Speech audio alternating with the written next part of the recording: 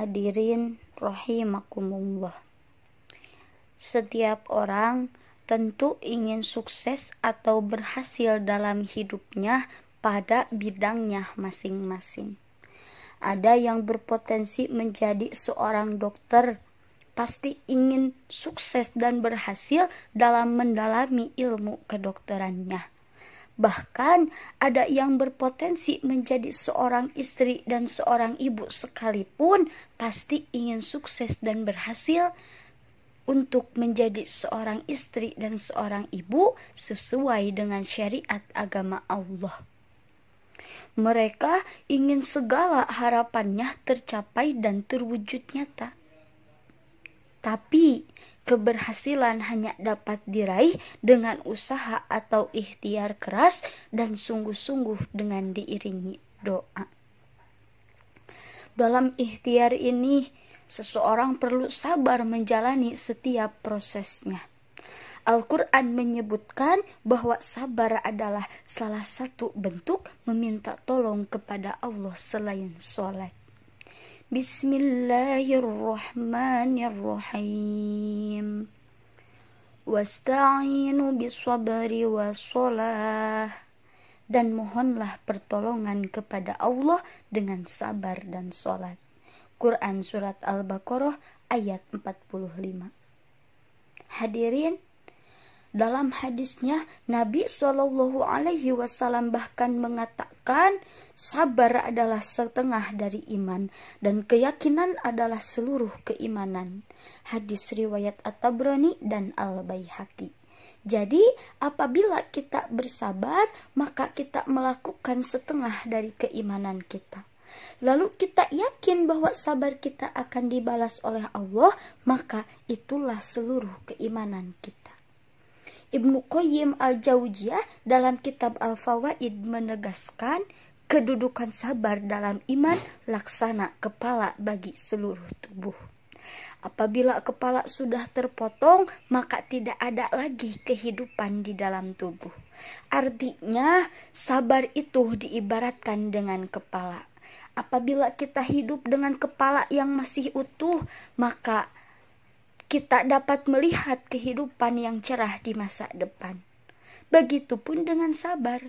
Apabila kita bersabar, terus bersabar, maka kehidupan yang indah telah menanti kita. Hadirin, ikhtiar adalah kewajiban manusia, sementara Allah yang menentukan takdirnya. Manusia tidak pernah tahu takdirnya dan karena itu mesti terus berikhtiar untuk menemukan dan menjalani takdirnya sampai akhir hayat. Al-insanu bitahyir wallah bitakdir. Manusia hanya bisa berikhtiar dan Allah yang menakdirkan. Ketika dalam proses ikhtiar ini ada sesuatu yang manusia rasakan sulit atau ia anggap merugikan. Tapi pada hakikatnya itu adalah ujian sementara yang mesti disikapi dengan sabar. Menahan diri sejenak untuk memikirkan permasalahan yang dihadapi dengan pikiran dan hati yang jernih. Mencari solusinya, kemudian berikhtiar lagi dengan cara-cara lain yang lebih baik. Karena seperti yang dikatakan Allah Subhanahu wa Ta'ala, sesungguhnya Allah tidak akan mengubah keadaan suatu kaum sebelum mereka mengubah keadaan diri mereka sendiri. Allah tidak akan pernah mengubah keadaan seseorang manusia kecuali Dia yang mengubah dirinya sendiri.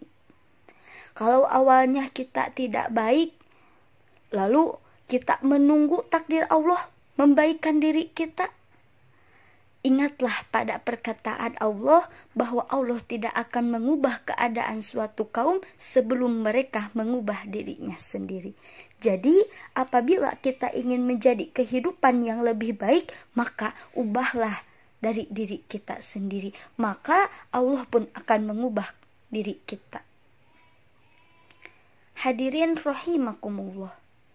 Sabar dalam hal ini seperti dikatakan Imam Al-Ghazali dalam kitab Ihya Ulumuddin, termasuk bentuk sabar dalam ketaatan kepada Allah. Ikhtiar itu sendiri merupakan bentuk ketaatan kepada Allah, karena itu adalah kewajiban dari Allah yang dibebankan kepada setiap manusia. Al-Ghazali mengatakan sabar dalam ketaatan yaitu melaksanakan tugas atau kewajiban dengan ikhlas, tidak menggerutu atau mengeluh saat menghadapi kesulitan di dalamnya. Namun, apabila seseorang berkeluh kesah saat melaksanakannya, maka yang demikian itu belum termasuk sabar, terutama dalam hal beribadah kepada Allah.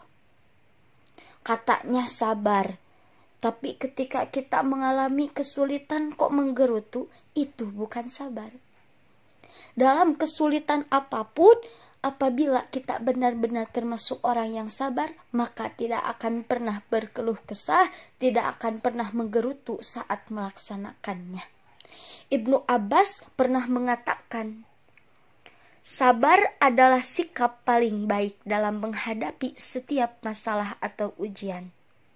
Nabi SAW mengatakan, siapa saja yang bersabar, maka Allah akan menjadikan dirinya penyabar. Dan tiada pemberian yang Allah berikan kepada seseorang yang lebih baik. Jadi dapat disimpulkan bahwasannya Allah mencintai orang-orang yang bersabar. Dalam kesulitan pasti ada jalan keluar. Namun untuk mencapai jalan keluar tersebut, maka kita harus bersabar.